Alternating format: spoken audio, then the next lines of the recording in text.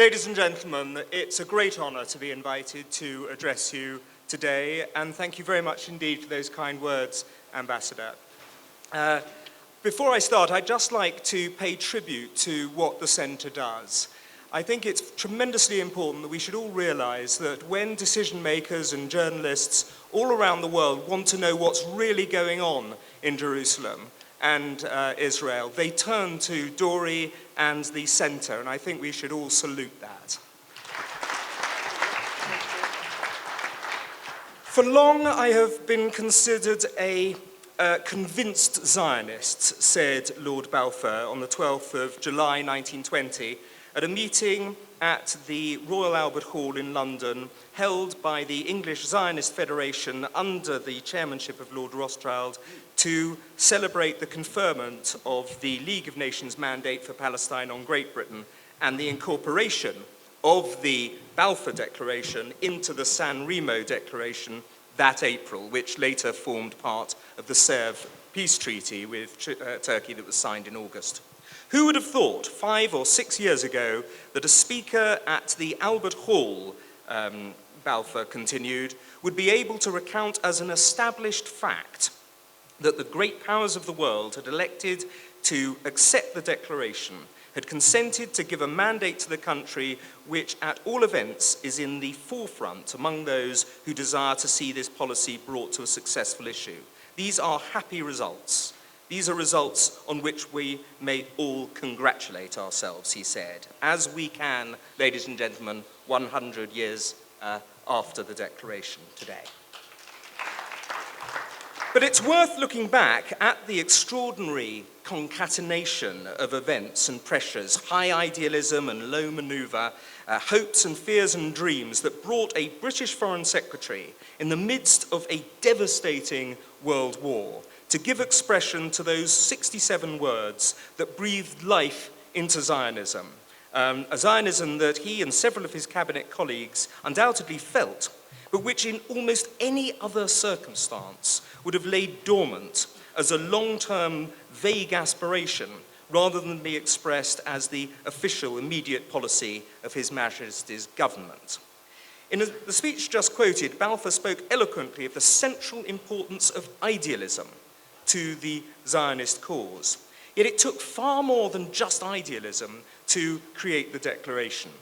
It's perfectly true that the Zionists in the cabinet, including the Prime Minister, David Lloyd George, and the Munitions Minister, Winston Churchill, were able to win out over those such as Lord Curzon and Herbert Samuel, who were opposed to the declaration, and who argued that September that the arid lands of the Levant could not sustain large-scale immigration. But it took far more than just Zionist aspirations and assumptions to get the policy adopted.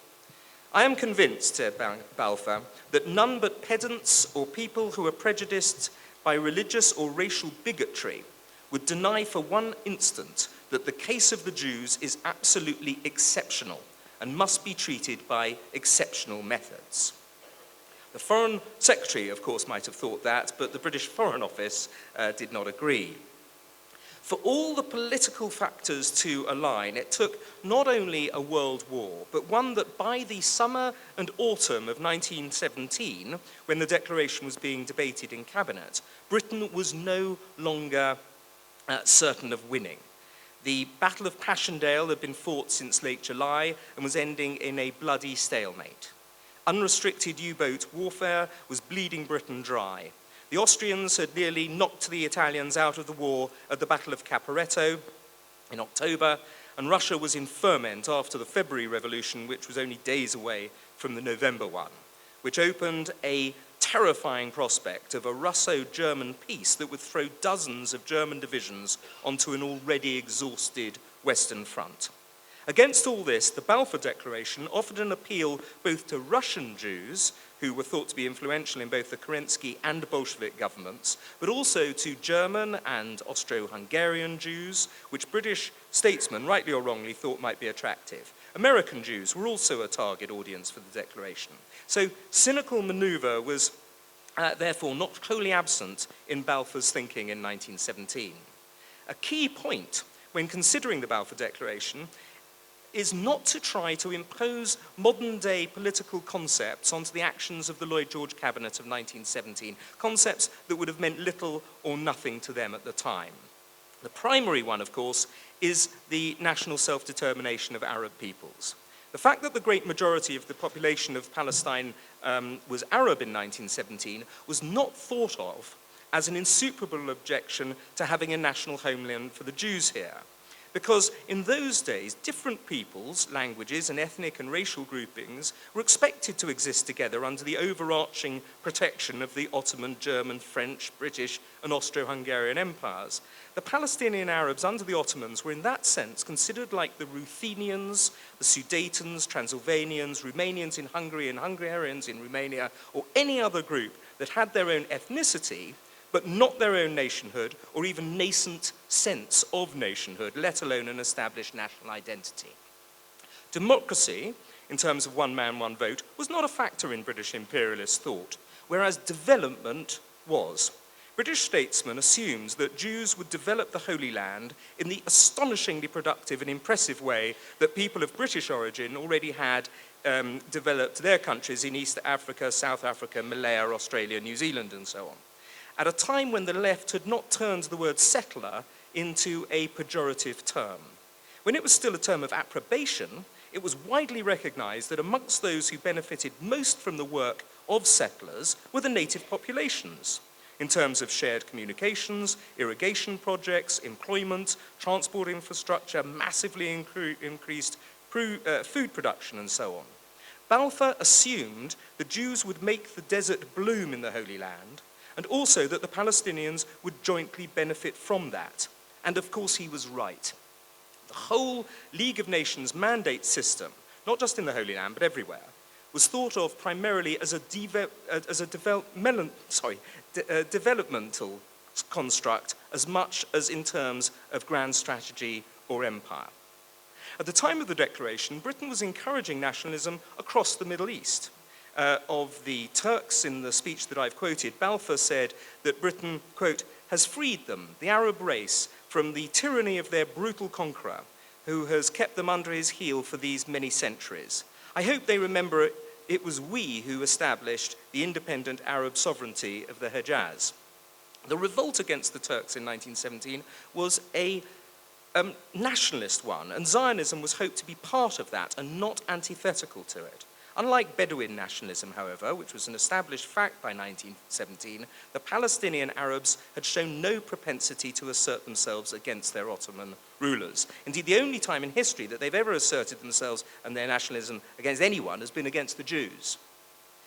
Balfour reminded the Arabs that nation states were about to be created by Britain in Jordan and Iraq, and said, quote, I hope that, remembering all that, they will not grudge that small notch, for it is no more geographically, whatever it may be historically, that small notch in what are now Arab territories being given to the people who have for all these hundreds of years been separated from it, but surely have a title to develop on their own lines in the land of their forefathers.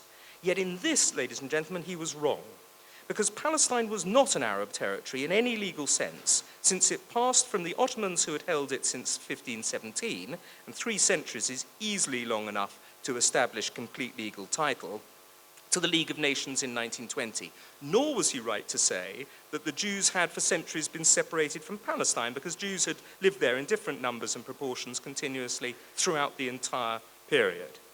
The Jewish claim to Israel was therefore, if anything, stronger, and the Arab claim weaker even than that which Balfour gave it credit for.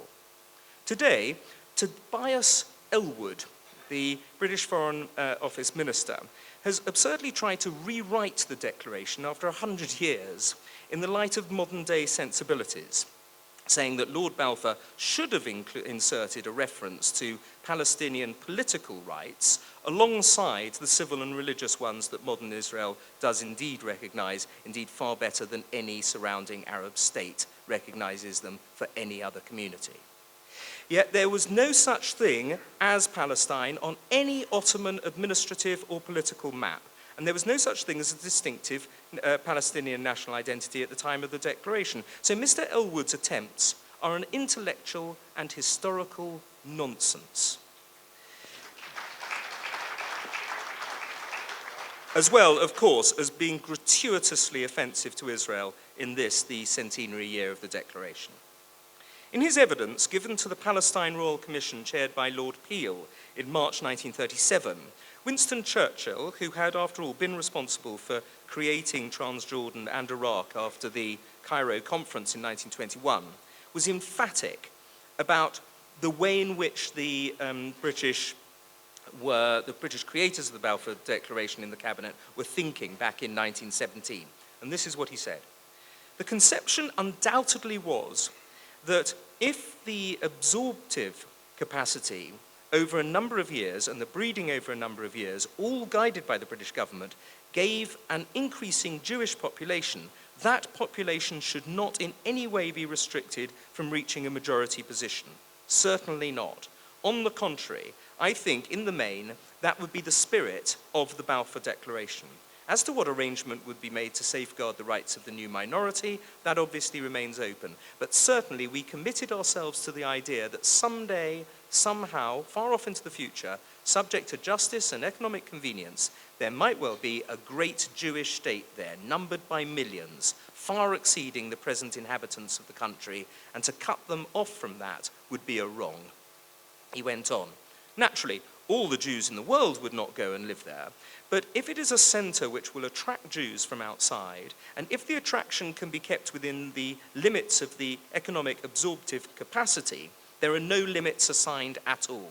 If more Jews rally to this home, the home will become all Palestine eventually, provided that at each stage there is no harsh injustice done to the other residents. Why is there harsh injustice done if people come in and make a livelihood for more and make the desert into palm groves and olive groves? Why is it injustice? Because there is more work and wealth for everybody. There is no injustice. The injustice is when those who live in the country leave it to be a desert for thousands of years.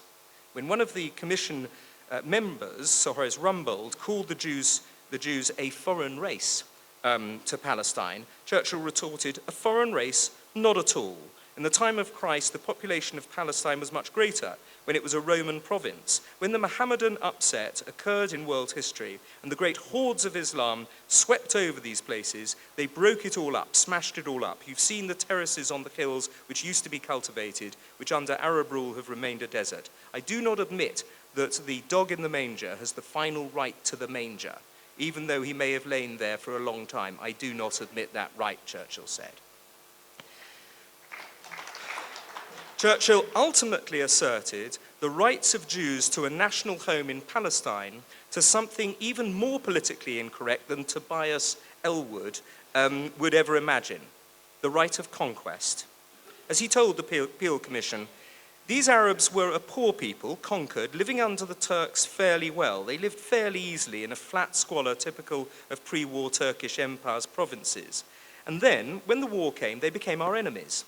And they filled the armies against us and fired their rifles and shot our men. But our armies advanced and they were conquered.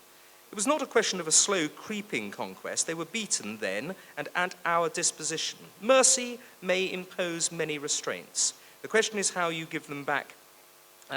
You give back to them in accordance with the new facts which have emerged in the great struggle, some of the positions which they held. They were defeated in the open field. It is not a question of creeping conquest. They were beaten out of the place. And then we decided in the process of the conquest of these people to make certain pledges to the Jews. Now, ladies and gentlemen, contrast that pro-Turkish military service that the Palestinians undertook in 1917 to the work that Chaim Weizmann did for the British Admiralty as a scientific advisor during the First World War.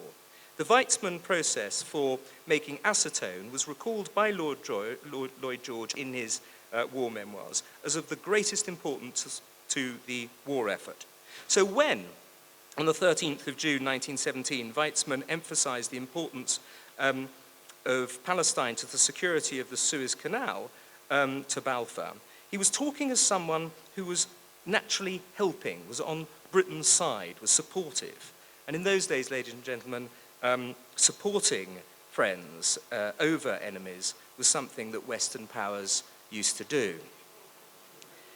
However unpalatable it may be to modern sensibilities, it's the same right of conquest that allowed the Ottomans to rule over the Holy Land for 3 centuries, the Americans to rule over the central part of their continent for 2, the Russians have ruled in Moscow since the Muscovites turned back the Tartars, Christians rule in Spain today because Muslims were cleared out in 1492, and Austrians rule in Vienna today because the Muslims were turned back from that city in 1683.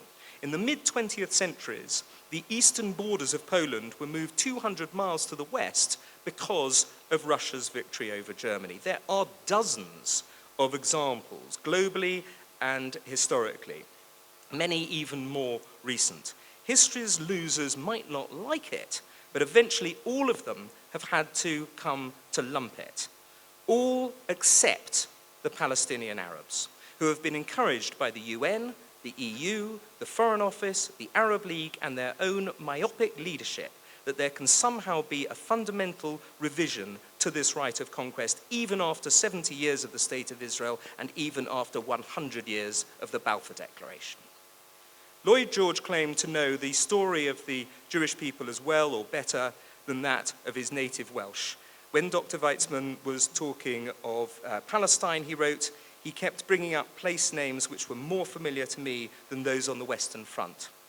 The role of Chaim Weizmann was central to Balfour's understanding that nowhere but Palestine would do as a national home for the Jews. And of course, the work done by Theodor Herzl and the Zionist movement must never be underestimated. But ultimately, the Balfour Declaration has a complex, multi-causal explanation coming about as a result of an historically unique set of personal, political, and geostrategic circumstances which in their linkage and almost perfect timing almost defies belief. Indeed, some people see it as a cause for belief. But however you see it, ultimately, it cannot be separated from the idealism of Arthur Balfour himself and his belief that the case of the Jews is absolutely exceptional and must be treated by exceptional methods. At the end of his life, Arthur Balfour told his niece, Lady Rayleigh, that the Declaration was the thing he had done in a long career of public service of which he was most proud. And I think, ladies and gentlemen, looking at his work 100 years later, we can all agree with him. Thank you very much indeed.